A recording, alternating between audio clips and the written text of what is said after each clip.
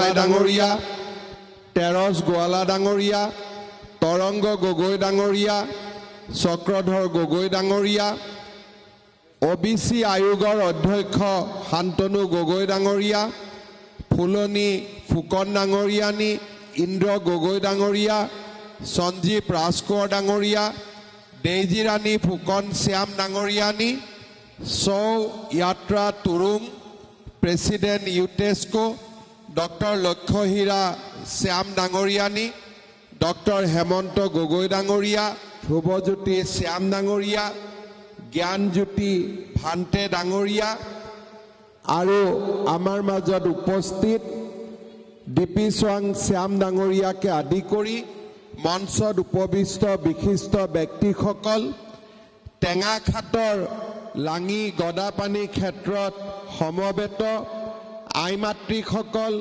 যুৱক যুৱতী বন্ধু বান্ধৱীসকল আৰু উপস্থিত ৰাইজ, আজি গণৰাজ্য দিৱস আৰু গণৰাজ্য দিৱসত ৰাষ্ট্ৰীয় পতাকা উত্তোলন কৰিবলৈ মোৰ ডিব্ৰুগড়লৈ অহাৰ সৌভাগ্য হৈছিল।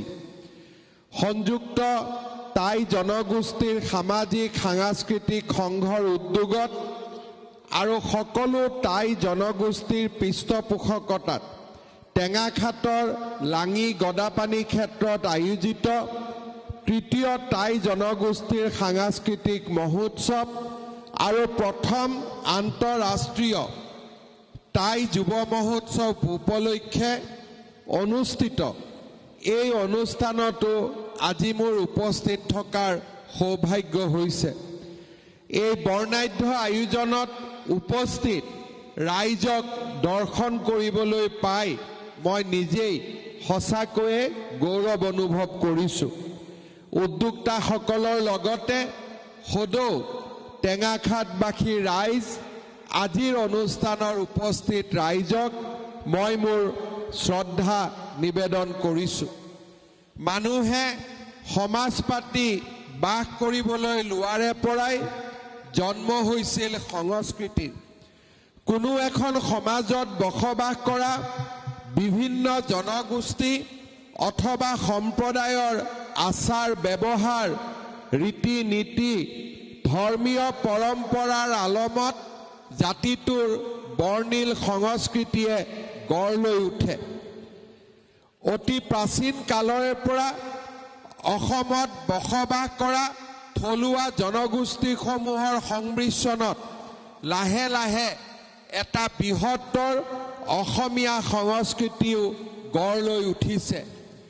টাই আহোম, টাই খামতি, টাই খামিয়াং, টাই ফাকে, টাই তুৰুং আৰু টাই আইটন, এই 6টা উপজাতিৰ সমষ্টি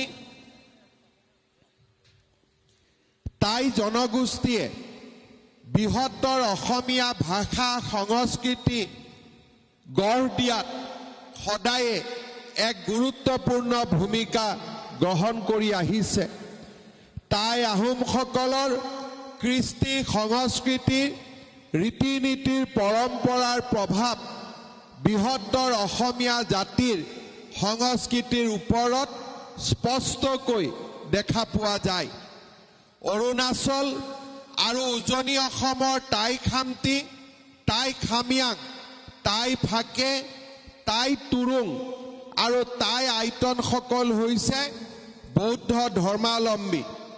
অসমৰ বৌদ্ধ ধৰ্মাৱলম্বী টাই মূলৰ লোকসকলক শ্যাম বুলিও কোৱা হয়। যোৱা বছৰ ফেব্ৰুৱাৰী মাহত সমৃদ্ধ সংস্কৃতিৰে পূৰ্ণ এনে এখন শ্যাম গাঁৱত মই এনিশা কটোৱাৰ সুযোগ লাভ কৰিছিলোঁ। গাঁওখন আছিল গোলাঘাট জিলাৰ সৰুপথাৰ অঞ্চলৰ শতবৰ্ষ গৰকা স্বকীয় বৈশিষ্ট্যৰে ভৰপূৰ 1 নম্বৰ ৰজাপুখুৰী শ্যাম গাঁও। সেই নিশাটোত এই টাই শ্যাম গাঁৱৰ সংস্কৃতিৰ লগত চিনাকি হৈ সঁচাকৈয়ে মই নিজকে গৌৰৱ অনুভৱ কৰিছিলোঁ।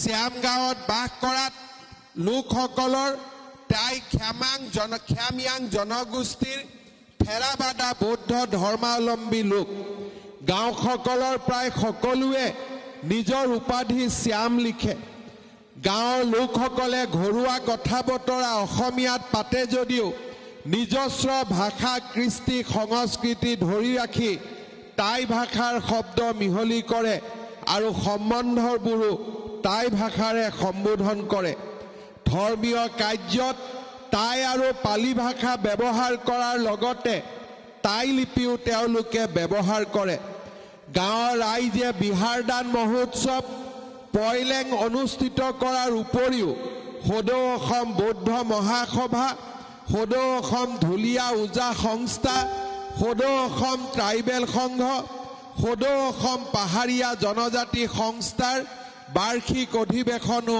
আয়োজন কৰিছিল গাঁওখনত থকা নিশাটোত মই বয়োজ্যেষ্ঠসকলৰ পৰা আৰম্ভ কৰি নৱ প্ৰজন্মৰ যুৱক যুৱতী গাঁওখনৰ সৰ্বসাধাৰণ ৰাইজৰ সৈতে মত বিনিময় কৰাৰ আৰু থলুৱা আহাৰৰ জুতি লোৱাৰো সুযোগ পাইছিলোঁ গাঁৱৰ শিল্পীসকলে প্ৰদৰ্শন কৰা টাই সংস্কৃতি নৃত্য আজিও মোৰ মন মগজুত সজীৱ হৈ আছে টাই জনগোষ্ঠীৰ বৃহত্তম ঠালটোৱে হৈছে টাই আহোমসকল দৰাচলতে মহান স্বৰ্গদেউ চাওলুং চুকাফাই পাতনি মেলা আহোম ৰাজত্বই অসমৰ ৰাজনৈতিক সামাজিক আৰু অৰ্থনৈতিক ভেটিয়েই শক্তিশালী কৰা নাছিল সমান্তৰালভাৱে থলুৱা আৰু বৈদিক সংস্কৃতিৰ লগত বিনিময় ঘটাই সৃষ্টি কৰিছিল এক বৃহৎ অসমীয়া সংস্কৃতি এই সংস্কৃতিয়ে পৰৱৰ্তী সময়ত অসমীয়া জাতি গঠন প্ৰক্ৰিয়াত অনবদ্য অৰিহণা যোগাইছিল অন্যান্য ক্ষেত্ৰতো টাই সংস্কৃতিৰ লগত থলুৱা সংস্কৃতিৰ বিনিময় ঘটিছিল জ্যেষ্ঠজনৰ মানাৰ্থে আঁঠু লোৱা বোৱাৰীসকলে মূৰত উৰণি টানি সন্মান জনোৱা কিবা বস্তু দিলে বহি দিয়া মান ধৰা আদিৰ উপৰিও কাৰোবাৰ অসুখ হলে বা ঘৰুৱা কিবা অপায় মংগল হলে তামোল পানৰ টোপোলা বন্ধা ইত্যাদি বিশ্বাসসমূহ মূলতঃ টাই আহোমসকলৰ সাংস্কৃতিক দিশৰ পৰা টাই আহোমসকলে অসমত এক নতুন সাংস্কৃতিক পৰিৱেশ সৃষ্টি কৰিছিল তেওঁলোকৰ দ্বাৰা অধিকৃত ৰাজ্যৰ ভাষা ধৰ্ম আচাৰ ব্যৱহাৰ সংস্কৃতিৰ গ্ৰহণ কৰি আহোমসকলে এক সমন্বয়ৰ মাজেৰে বৃহৎ অসমীয়া জাতি নিৰ্মাণৰ বাবে নিজকে উৎসৰ্গা কৰিছিল উৎসৱ অনুষ্ঠানৰ যোগেদি মানুহৰ বাহ্যিক আৰু সামাজিক আচৰণ প্ৰকাশ পায় আদিম যুগৰে পৰা মানুহৰ মাজত বিশ্বাসৰ ভেটিত কিছু ৰীতি নীতি আচাৰ ব্যৱহাৰ গঢ় লৈ উঠিছে যিবিলাক লোকে জীৱনে পৰিৱেশন কৰা গীত মাত নৃত্য আদিৰ যোগেদি প্ৰতিফলন ঘটে কোনো জাতি বা সম্প্ৰদায়ৰ সাংস্কৃতিক সামাজিক আৰু অৰ্থনৈতিক জীৱনধাৰাৰ নিদৰ্শন উৎসৱ অনুষ্ঠানৰ মাজেদিয়ে অনুধাৱন কৰিব পৰা যায় এইদৰে মানুহৰ জীৱন সভ্যতা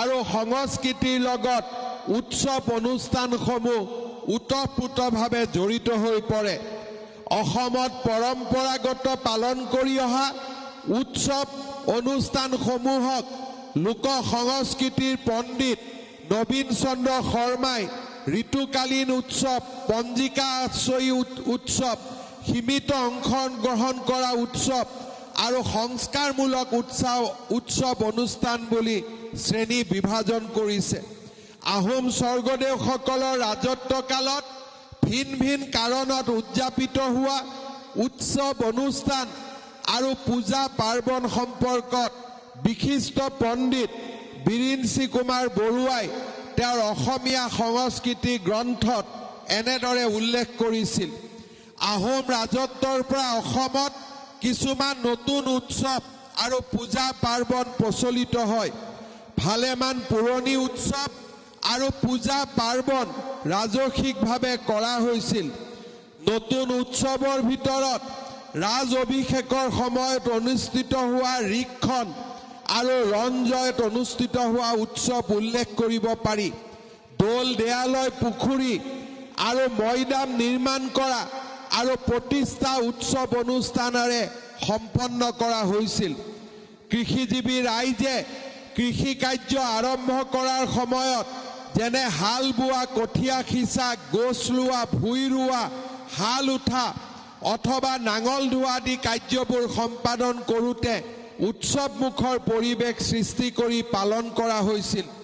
পথাৰ শস্যৰে নদন বদন হৈ শস্য চামলা হোৱা বাবে সকলো শস্যৰ উৎপাদিকা শক্তি বৃদ্ধিৰ বাবে আহিন কাতি মাহৰ পথাৰত চোৱা, পথাৰত চাকি দিয়া, ধানৰ আগ কটা, আগনা, ভঁৰালৰ আগত চাকি দি লখিমী সুমুওৱা, নতুন ধান মাৰিলে পদূলি মুখত পতানী কুঁৱৰীক এযোৰ আগলি কলপাতত পতান ধানৰ লগতে এচটা শিল, জুমুঠি আৰু লখিমী ফুল আগবঢ়োৱা, কৃষি কৰ্ম শেষ হ'লে লখিমী অনা এই উৎসৱ কৃষিজীৱী ৰাইজে পৰম্পৰাগতভাৱে পালন কৰি আহিছে।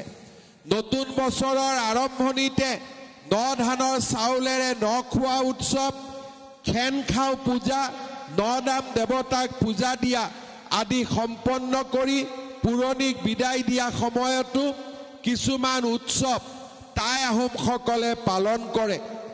আহোমসকলৰ উৎসৱ অনুষ্ঠান গ্ৰন্থত উল্লেখ কৰা অনুসৰি আহোমসকলৰ দ্বাৰা অনুষ্ঠিত কৰা উৎসৱসমূহ বছৰৰ শেষত মা শিৱচং মাহত দাম দেৱতাক খেনখাও দি পূজা আগবঢ়াই অনুষ্ঠিত কৰে। বছৰৰ আৰম্ভণিতে মা দিনসিং মাহত নখোৱা উৎসৱ পাতি বছৰক আদৰণি জনোৱা আহোমসকলৰ পৰম্পৰাগত ৰীতি। বিষুৱ সংক্ৰান্তিত অনুষ্ঠিত হোৱা বহাগ বিহু, মকৰ সংক্ৰান্তিত অনুষ্ঠিত হোৱা মাঘ বিহু আৰু আহিন মাহৰ সংক্ৰান্তিত অনুষ্ঠিত হোৱা কাতি বিহু আৰু প্ৰতি বছৰৰ নিৰ্দিষ্ট দিনত উপৰি পুৰুষক সামূহিকভাৱে তৰ্পণ দিয়া মেডাম মেফি আৰু প্ৰতি 12 বছৰৰ মূৰত অনুষ্ঠিত হোৱা উম্ফা পূজা আদি উৎসৱসমূহ পঞ্জিকাত উল্লেখিত দিন, মাহ, নক্ষত্ৰ অনুযায়ী অনুষ্ঠিত হৈ আহিছে। সেইদৰে বিদ্যাৰ অধিষ্ঠাতা দেৱতা হিচাপে গণ্য কৰা জাচিংফা পূজা প্ৰতি বছৰৰ মাঘ মাহৰ পঞ্চমী তিথিত আৰু ফুৰালুঙৰ অনুৰূপ বৰসভা, নাম কীৰ্তন আদিও নিৰ্দিষ্ট উপলক্ষত অনুষ্ঠিত হৈ আহিছে। আহোমসকলৰ জীৱন বৃত্তৰ লগত জড়িত জন্ম, বিবাহ আৰু মৃত্যুৰ সৈতে জড়িত সংস্কাৰমূলক কামবোৰ স্বকীয় ৰীতি নীতিৰে পালন কৰি আহিছে। বিবাহ কাৰ্য আহোমসকলে চক্ৰং প্ৰথাৰে সমাপন কৰে। বিবাহৰ লগত সম্পৰ্কিত ন পুৰুষৰ চাউল খোৱা, জাকৈ মাৰি আয়ুস তোলা, মহামৃতকক দামৰ খুঁটাত স্মৰণ কৰি নৈবদ্য আগবঢ়োৱা আদি অনুষ্ঠানো পালন কৰে। জীৱন বৃত্তৰ শেষ পৰ্ব হৈছে শৱ সৎকাৰ অথবা কাঠ সংস্কাৰ কৰি মৈদাম দিয়া কাৰ্য। মৃত্যুৰ পিছত বিদেহ আত্মাৰ সদগতিৰ কামনাৰে 3 দিনত দেউলিঙীয়া, 10 দিনত দহা, 10 দিনৰ পাছত সকাম ভোজ ভাত দিয়া, দাম খুঁটাত মৃতকক নৈবদ্য আগবঢ়াই তৰ্পণ কৰা আদিয়ে আহোমসকলৰ পালনীয় আচাৰ অনুষ্ঠান। মৃত্যুৰ লগত জড়িত অনুষ্ঠানৰ ভিতৰত আহোমসকলে পূৰ্বতে শৱ মৈদাম দি পুতিছিল। স্বৰ্গদেউ ৰুদ্ৰসিংহৰ দিনৰ পৰা কাঠ সংস্কাৰ নকৰাকৈ শৱ মৈদাম দিয়াৰ পৰিৱৰ্তে কাঠ সংস্কাৰ কৰি তাৰে ছাইখিনি মৈদাম দিয়াৰ ব্যৱস্থা কৰা হৈছিল। বৰ ৰজা ফুলেশ্বৰী কুঁৱৰীয়ে সাধাৰণ আহোমসকলক শৱদাহ কৰাৰ নিয়ম প্ৰচলিত কৰা আৰু ৰাজেশ্বৰ সিংহৰ মৃতদেহ দাহ কৰাৰ কথা বুৰঞ্জীত উল্লেখ আছে। অসমীয়া সংস্কৃতিৰ অপৰিহাৰ্য অংগ বিহু উৎসৱৰ জন্ম আৰু বিকাশৰ সৈতে জড়িত হৈ আছে টাই আহোমৰ সংস্কৃতি। টাই আহোমসকলে সৌমাৰত প্ৰৱেশ কৰাৰ পৰা তেওঁলোকৰ লগত লৈ অহা ধৰ্মীয় ৰীতি নীতি আচাৰ ব্যৱহাৰ আৰু নিজস্ব পৰম্পৰা অটুট ৰাখি তিনিটা বিহু আজিও পালন কৰি আহিছে বসন্ত ঋতুৰ পৰখত প্ৰকৃতিৰ ৰূপ বিনন্দিয়া হোৱাৰ সময়তে অনুষ্ঠিত হোৱা বিহুক লীলা গগৈয়ে নামাকৰণ কৰিছিল এইদৰে গৰু বিহুৰ পৰা 7 দিন জুৰি 7 বিহু ক্ৰমে গৰু বিহু মানুহ বিহু হাত বিহু চেনেহী বিহু মাইকী বিহু ৰঙালী বিহু আৰু চেৰা বিহু স্বৰ্গদেউ চুকাফা এই ভূখণ্ডত প্ৰৱেশ কৰোঁতে লগত লৈ আহিছিল টাইসকলৰ ধৰ্মীয় বিশ্বাস আহোমসকলে পূৰ্বপুৰুষৰ উপাসনাৰ ৰীতিও লগত লৈ আহিছিল আহোমসকলে বিশ্বাস কৰা মতে মৃত্যু আৰু মেডাম মেফিৰ পিছত ধাপে ধাপে মানুহ স্বৰ্গলৈ যায় আৰু স্বৰ্গত তেওঁলোকে তেওঁলোকৰ আত্মীয় স্বজনৰ সৈতে বসবাস কৰে ই আহোমসকলৰ অসাধাৰণ বিশ্বাস ধৰ্মীয় কাম কাজত আহোমসকলৰ প্ৰধান উপস্য হ'ল লেংদান লাংকুৰি জাচিংফা আইলেংদিন খাওখাম জানচাই হুং লাউখ্ৰী আদি এইসকলৰ লগতে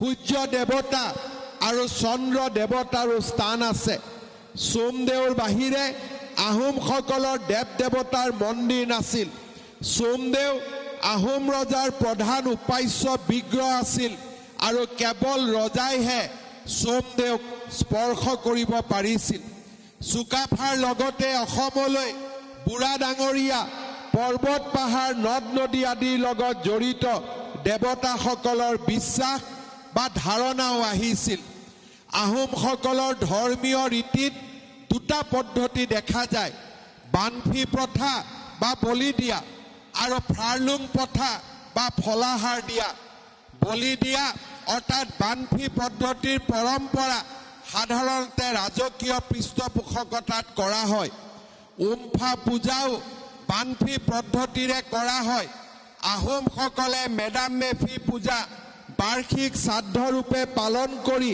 উপৰি পুৰুষক স্মৰণ কৰাটো এক পৰম্পৰাগত ৰীতি তেওঁলোকে বিশ্বাস কৰে মানুহৰ মৃত্যু হলে কিছুদিন দাম হৈ থাকি পিছত ফিলৈ উন্নীত হয় তেওঁলোকে মানুহ মৰিলে দেৱতা হয় বুলি বিশ্বাস কৰে আহোমসকলৰ জীৱৰ মৃত্যুৰ পিছত আত্মাই পৰম চৈতন্যৰ দ্বাৰা ঐশ্বৰিক শক্তি সম্পন্ন হৈ জীৱিত বংশ পৰিয়ালক অলৌকিক কৃপাদান কৰে বুলিও বিশ্বাস কৰে সেয়ে মৃতক উপৰি পুৰুষৰ আশীৰ্বাদ বিচাৰিবৰ বাবে প্ৰত্যেক পৰিয়ালে তেওঁলোকৰ ৰান্ধনীশালৰ ভাতৰ চৰুৰ দিশতে দামখুটা স্থাপন কৰে এই দামখুটাতেই টাই আহোমসকলে বিভিন্ন উপলক্ষত মৃতক আৰু স্বৰ্গৰ দেৱতালৈ বিবিধ উপাচাৰ দি পূজা আগবঢ়ায় আহোম সমাজে বৌদ্ধিক সত্তাৰে পালন কৰি অহা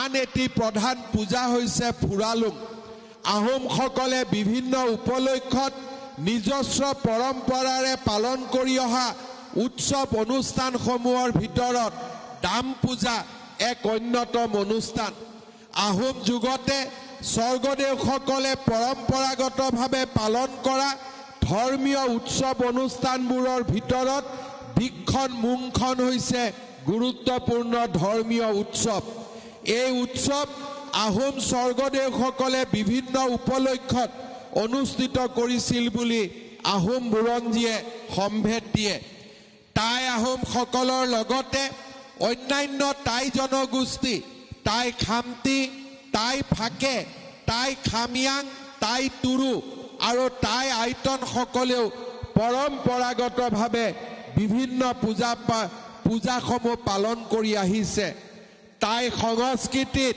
জাত পাত উচ্চ নিচৰ ভাৱৰ কোনো স্থান নাই কোনো জাতিকেই টাইসকলে অস্পৃশ্য বুলি গণ্য নকৰে সকলো সম্প্ৰদায়ৰ লগতে মুকলিকৈ খোৱা বোৱা বিয়া বাৰু আহ যাহ কৰাত কোনো সামাজিক বাধা নথকা টাই সংস্কৃতি আৰু পৰম্পৰাই দেশৰ সমতা আৰু সামাজিক ন্যায়ৰ বাতাবৰণক অধিক সুদৃঢ় কৰি আহিছে।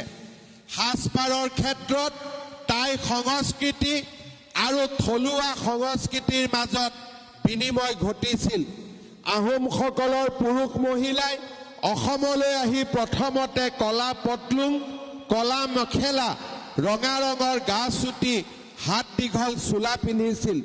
কিন্তু পিছলৈ তেওঁলোকে সাজপাৰত থলুৱা প্ৰভাৱ পেলাবলৈ আৰম্ভ কৰে। আহোম ৰাজ আভৰণৰ বিশেষ পৰিৱৰ্তন ঘটে ৰুদ্ৰসিংহৰ দিনৰে পৰা। তেওঁ ভাৰতৰ বিভিন্ন ঠাইৰ পৰা সাজপাৰৰ আৰ্হি আৰু পিন্ধন উৰণৰ পদ্ধতি কটকীৰ হতুৱাই লৈ আহিছিল। থলুৱা জনগোষ্ঠী চুতীয়া, বাৰভূঞা আদি জাতিৰ পৰা বচুৱাল, টঙালী আৰু গামোচাৰ আৰ্হিলৈ তৈয়াৰ কৰা বিভিন্ন প্ৰকাৰৰ সাজপাৰ ৰজাঘৰ প্ৰজাঘৰত ব্যৱহৃত হৈছিল। পিছলৈ তেনে সাজপাৰৰ আৰ্হি সত্ৰীয়া সংস্কৃতিটো সোমাই পৰিছিল। আহোম মহিলাই পৰিধান কৰা 3 বস্ত্ৰৰ ভিতৰত ৰিহা আছিল অন্যতম। তাই আহোমসকলে নিজা লিপি আৰু ভাষা থকা স্বত্তেও থলুৱা লোকৰ মাজত জাপি নিদি অসমীয়া লিপি আৰু ভাষা গ্ৰহণ কৰি ইয়াৰ বিকাশ আৰু প্ৰসাৰৰ কাৰণে প্ৰচেষ্টা কৰিছিল। এনেধৰণে নিজ ধৰ্ম থকা স্বত্তেও হিন্দু আৰু নৱ বৈষ্ণৱ ধৰ্ম গ্ৰহণ কৰি দৌল, দেৱালয়, সত্ৰ, নামঘৰ আদি নিৰ্মাণ কৰি তেওঁলোকৰ মাজত থকা গুণগ্ৰাহিতা, সহিষ্ণুতা আৰু উদাৰতাৰ উৎকৃষ্টতম নিদৰ্শন দেখুৱাইছিল। প্ৰকৃতি সংৰক্ষণ টাই সংস্কৃতিৰ এক অন্যতম পৰম্পৰা। টাই সকলৰ আধ্যাত্মিক চেতনা আৰু পৰম্পৰাগত জীৱনশৈলীৰ মাজত বনাঞ্চলে গুৰুত্বপূৰ্ণ ভূমিকা গ্ৰহণ কৰি আহিছে। বৌদ্ধ মন্দিৰসমূহত বিভিন্ন উৎসৱ উদযাপনৰ বাবে বৃক্ষৰোপণ কৰাটো এক পুৰণি পৰম্পৰা। টাই জনগোষ্ঠীৰ এটি ঠাল টাই ফাকেসকল বৌদ্ধ ধৰ্মৰ অনুগামী হোৱাৰে পৰা ধৰ্মীয়ভাৱে বৃক্ষৰোপণ আৰু জৈৱ বৈচিত্ৰ্যৰ সংৰক্ষণৰ দিশত কাম কৰি আহিছে। বৌদ্ধ বিহাৰসমূহৰ চোতালত বিভিন্ন প্ৰজাতিৰ গছ-গছনি পোৱা যায়। এক অৰ্থত বৌদ্ধ মন্দিৰৰ চোতালসমূহে উদ্ভিদ প্ৰজাতিৰ সংৰক্ষণত গুৰুত্বপূৰ্ণ ভূমিকা পালন কৰি আহিছে।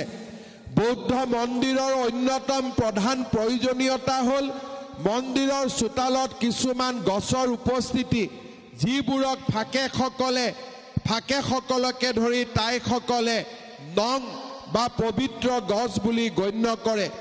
মন্দিৰৰ চোতালত নং গছৰ খেতি আন গছ, জোপোহা আৰু ঘাঁহজাতীয় উদ্ভিদৰ সৈতে ভগৱান বুদ্ধলৈ উৎসৰ্গ কৰা উদ্দেশ্যে ৰোপণ কৰা হয়। নং গছৰ ক্ষতি কৰাটো কঠোৰভাৱে নিষিদ্ধ।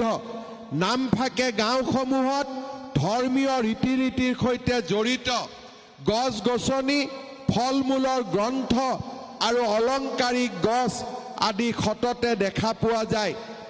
পশু পক্ষীৰ সংৰক্ষণৰ বাবে ফাকেসকল যথেষ্ট সচেষ্ট।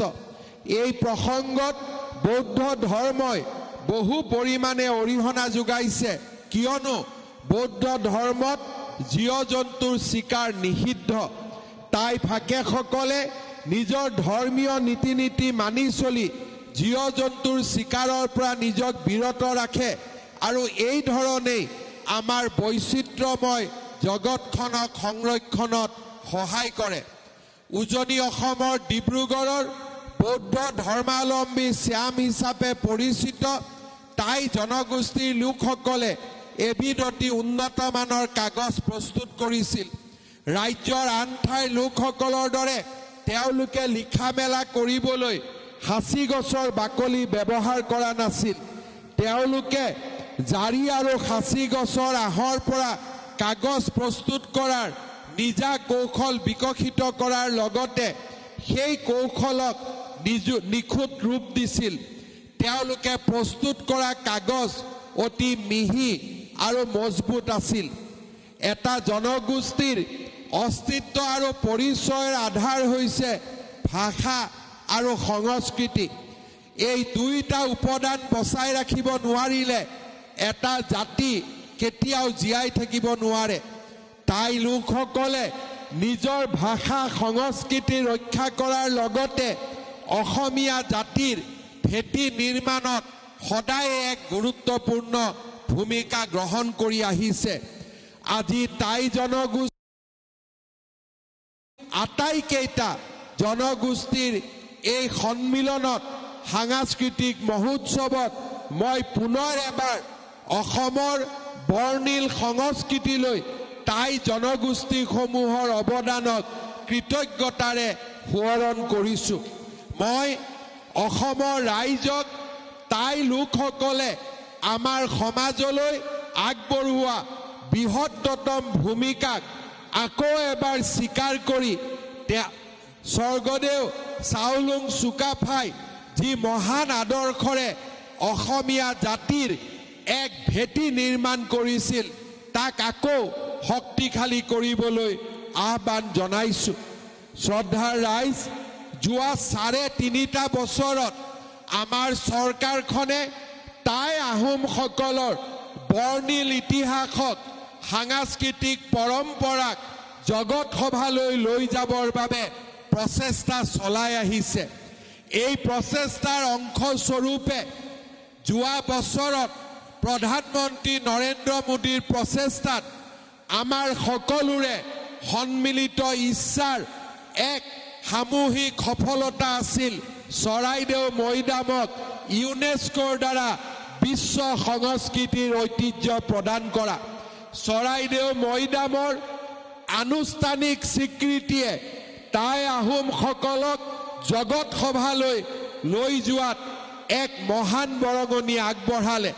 চৰাইদেউৰ মৈদামৰ বিশ্ব ঐতিহ্যৰ স্বীকৃতিয়ে আজি টাই আহোমসকলকো সমান্তৰালভাৱে জগত সভাত এক অনন্য স্বীকৃতি প্ৰদান কৰিলে।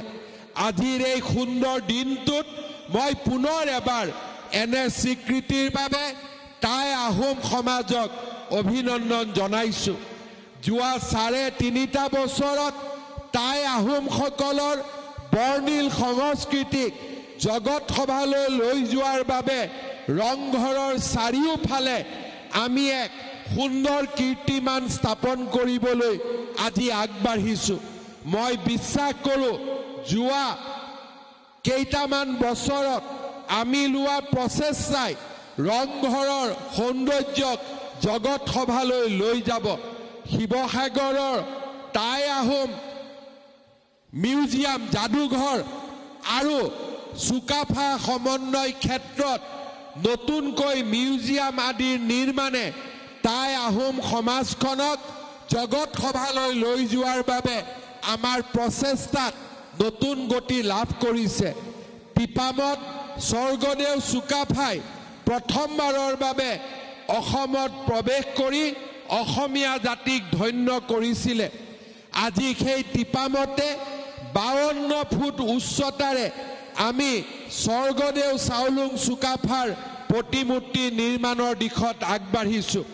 সমান্তৰালভাৱে অসমৰ শৌৰ্য আৰু বীৰ্যৰে আমাৰ জাতিটোক সমগ্ৰ কালৰ বাবে মহান কৰি থৈ যোৱা লাচিত বৰফুকনৰ সমাধিস্থলত অৰ্থাৎ হোলোঙা পাৰত আমি যি বিশাল স্মৃতি ক্ষেত্ৰ নিৰ্মাণ কৰিছোঁ সি অসমীয়া জাতিৰ শৌৰ্য আৰু বীৰ্যৰ এক সাহসৰ প্ৰতীক হৈ পৰিছে। মই আজি গৌৰৱেৰে সৈতে আৰু গৌৰৱৰ লগতে অত্যন্ত বিনম্ৰতাৰে সৈতে মই ক'ব বিচাৰোঁ যে যোৱা ৩.৫ বছৰত টাই আহোমসকলৰ বৰ্ণিল কলা সংস্কৃতি সাংস্কৃতিক ঐতিহ্য সাহস আৰু শৌৰ্যক জগত সভালৈ লৈ যোৱাৰ বাবে যোৱা ৩.৫ বছৰত যিমান প্ৰচেষ্টা হাতত লোৱা হৈছে যোৱা ৭৫ বছৰত স্বাধীন ভাৰতত কেতিয়াও তেনে প্ৰচেষ্টা হাতত লোৱা হোৱা নাছিল। আজি লাচিত বৰফুকনৰ জীৱন বৃত্তান্তক আমি ভাৰতৰ সকলো ভাষালৈ ৰূপান্তৰ কৰি ভাৰতৰ প্ৰতিখন মহাবিদ্যালয়ৰ পুথিভঁৰালত যোগান ধৰি লাচিতৰ শৌৰ্য আৰু বীৰ্যক আজি আমি জগত সভালৈ লৈ যোৱাৰ বাবে ডাঙৰ আৰু সুমহান সিদ্ধান্ত আমি গ্ৰহণ কৰিব পাৰিছোঁ। মই বিশ্বাস কৰোঁ টাই আহোমসকলৰ লগতে প্ৰতিটো টাই জনগোষ্ঠীয়ে অসমৰ জাতীয় জীৱনলৈ যি মহান বৰঙণি আগবঢ়াই থৈ গ'ল তাক পুনৰ এবাৰ বিশ্বৰ দৰবাৰত লৈ যোৱাৰ বাবে আমাৰ চৰকাৰখনে লোৱা প্ৰচেষ্টাক আপোনালোকে আশীৰ্বাদ কৰিব, যাতে অনাগত দিনত আমি আৰু অধিক পদক্ষেপেৰে টাই জনগোষ্ঠীক জগত সভালৈ লৈ যাব পাৰোঁ। তেওঁলোকৰ কৃতিত্ব শৌৰ্য বীৰ্যক আমি জগত সভাত প্ৰতিষ্ঠা কৰিব পাৰোঁ।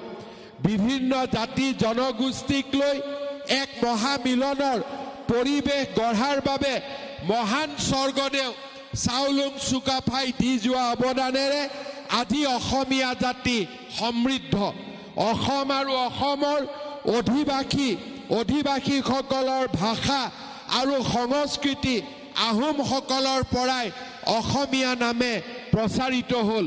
টাই সকলৰ স্বকীয় ভাষা সংস্কৃতিৰ সংৰক্ষণ আৰু প্ৰসাৰে অসমীয়া ভাষা সংস্কৃতিক অধিক চহকী কৰিলে। তেনে দিশৰ পৰা আজি টাই সম্প্ৰদায়ৰ 6টা জনগোষ্ঠীয়ে লগ লাগি টেঙাখাটত যি এক সাংস্কৃতিক সমাৰোহ লাঙি গদাপানী ক্ষেত্ৰত আয়োজন কৰিছে সি সঁচাকৈয়ে শলাগ ল'বলগীয়া, আৰু তাৰ বাবে মই উদ্যোক্তাসকলক আকৌ এবাৰ অভিনন্দন জনাইছোঁ। দেশ আৰু বিদেশৰ প্ৰতিনিধিসকলৰে সৈতে আন্তঃৰাষ্ট্ৰীয় টাই যুৱ মহোৎসৱ পালন কৰি আমাৰ সংগঠকসকলে এক উৎকৃষ্টতম চিন্তাৰ প্ৰতিফলন বাস্তৱত ৰূপায়ণ কৰি দেখুৱালে। মই পুনৰ এবাৰ এই মহান প্ৰচেষ্টাৰ বাবে উদ্যোক্তাসকলক ধন্যবাদ জনাইছোঁ আৰু টেঙাখাটৰ মহান জনতাক পুনৰ এবাৰ শ্ৰদ্ধা জনাই মই মোৰ বক্তব্যৰ সামৰণি মাৰিছোঁ। ধন্যবাদ। জয় হিন্দ।